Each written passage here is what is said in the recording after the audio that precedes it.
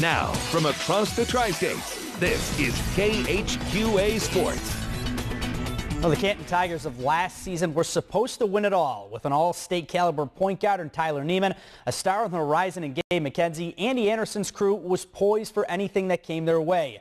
The Tigers ended up finishing third in the state and left big questions for this year's squad. However, they exceeded expectations all season and made the trip back to Columbia looking at a berth to play for the state title out there today. And unfortunately, against Mid-Buchanan, the Tigers come up short by 7. They're going to play in the third place game tomorrow versus Crane.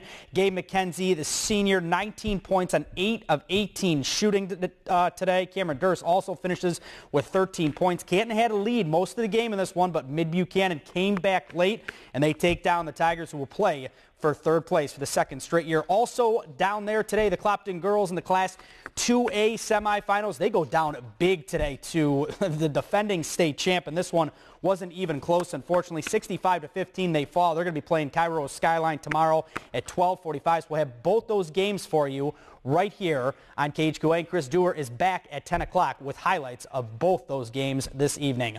Well, the John Wood men are gearing up for a second straight trip to the national tournament next week. The Trailblazers, made up of many veteran sophomores, are working for different results this year. After last year's first-round loss, the motivation couldn't be more high. Just kind of that fuel to the fire that we lost by a couple possessions last year. They were close games, and we're in that same position as we were last year, playing that 8 seed.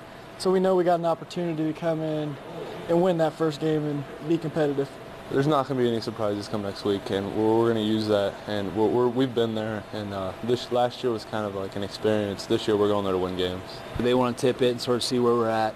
But getting through this week of practice and trying to train at a pretty high level is really, really important for us. So I think we're pretty focused, trying to get healthy. We got some guys with some nicks and some of that kind of stuff going on. But, yeah, I think they're excited to go over there and tip it up and sort of see where we're at.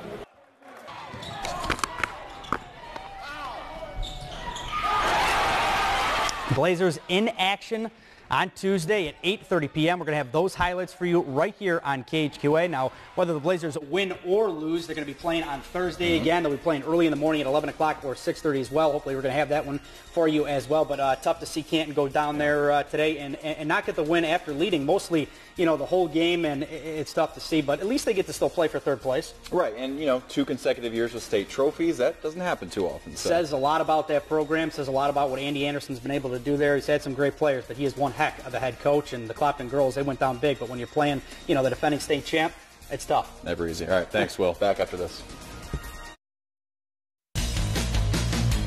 Tonight's 6 o'clock news is brought to you by Pogue Auto Plaza, your Buick, GMC, and Cadillac dealer in Quincy.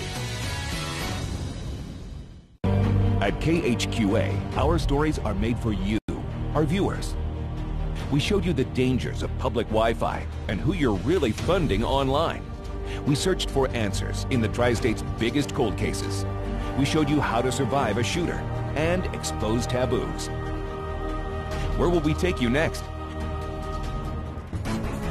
KHQA, working for you.